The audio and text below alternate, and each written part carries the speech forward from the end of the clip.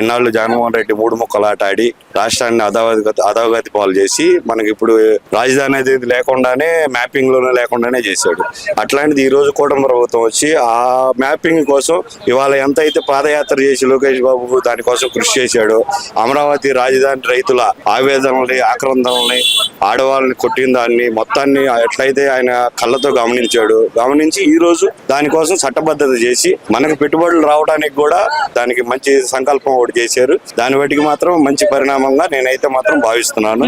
దాని బట్టికి జగన్మోహన్ రెడ్డి ఈ రోజు దానికి కూడా హాజరు కాపోయాడు అంటే దానికి ఏంటంటే అతనికి రాజధాని అమరావతిలోనే ఉండాలి అని చెప్పేసి అతనికి ఎటువంటి ఇది లేదు. దాని గురించి అసలు రాజధాని అమరావతిగా ఉండాలి, అంతమంది రైతులు 1000 ఎకరాల పొలాలు ఇచ్చాడంటే, భూమి ఇచ్చాడంటే ఆ భూమికి ఆ వాల్యూ లేకోకుండా, ఆ రైతులకు వాల్యూ లేకోకుండా ఆ రోజు 5 సంవత్సరాల గవర్నమెంట్ వాళ్ళ పాదయాత్రలో కానీ వాళ్ళు దుర్గగుడికి వెళ్ళేటప్పుడు కానీ వాళ్ళని ఎంత ఇబ్బంది పెట్టాడు, ఎంత హింసలు పెట్టాడు అనేది ప్రజలందరికీ తెలుసు.